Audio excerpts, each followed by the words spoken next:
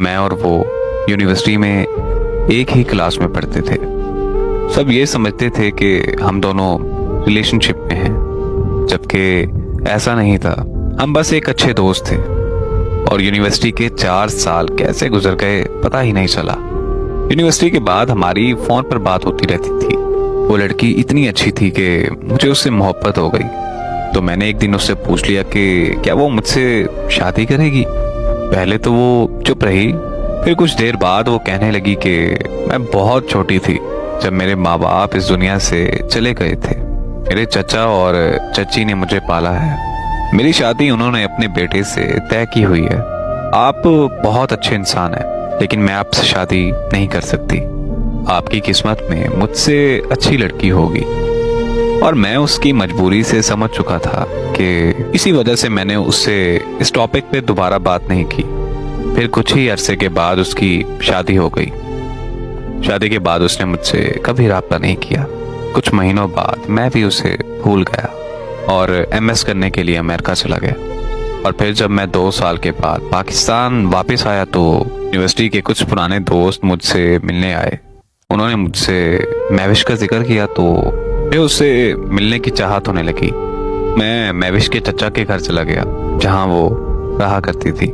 वहां जाकर मुझे पता चला कि 1 साल बाद उसकी तलाक हो गई थी और वो तलाक के बाद कहाँ गई, कैसे गई, किसी को कुछ पता नहीं। ये सुनकर मुझे बहुत ज्यादा तकलीफ हुई और मैंने उसे ढूंढने का फैसला किया। उसके सारे दोस्तों से, सारे रिश्तेदारों से मैंने पूछा कि वो कहाँ जा सकती है, लेकिन किसी को कुछ पता नहीं था।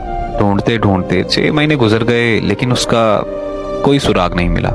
एक दिन मैं दोपहर को सो रहा था और मैंने ख्वाब देखा कि दाता दरबार की सीढ़ियों में बैठी रो रही है। मैं ख्वाब से जागते ही दाता दरबार की तरफ निकल पड़ा। वहां पहुंचकर उसे इधर उधर तलाश किया, लेकिन वो नहीं मिली। फिर मेरी वहां मुलाकात एक दरवेश से हुई। मैंने उस दरवेश को सारी बात बताई तो उसने कहा कि क्या तुम महविश को ढूंढ रहे हो और क्या तुम्हारा नाम हमजा है। मैं उस दरवेश की बात सुनकर बहुत ज्यादा हैरान हो गया, क्योंकि मैंने उसे अपना और महविश का नाम नहीं बताया था। उस दरवेश ने बताया कि महविश यहाँ रोज आती थी और घंटों दरबार की सीढ़ियों में बैठी रोती रहती थी। एक दिन मैंने उससे पूछा कि क्या इस दुनिया में तुम्हारा कोई अपना नहीं है, तो उसकी जुबान पर पहला लफ्ज, पहला नाम हमजा था। मैं उस दरवेश की बात सुनकर बहुत ज्यादा रोने लगा। फिर मैंने उस दरवेश से पूछा कि बाबा जी क्या आपको उसका पता है। तो बाबा जी ने कहा कि हाँ मुझे पता है, चलो तुम्हें ले चलो। बाबा जी मुझे एक कब्रिस्तान, एक कब्र पर ले गए और उस कब्र पर महविश का नाम देखकर मेरी रूह कांप गई। महविश का ऐसे दुनिया से चले जाना मेरी दुनिया का सबसे बड़ा रोग है। मेरी दुआ है कि अल्लाह पाक महविश को करवट करवट जन्नत नसीब करे। आमीन।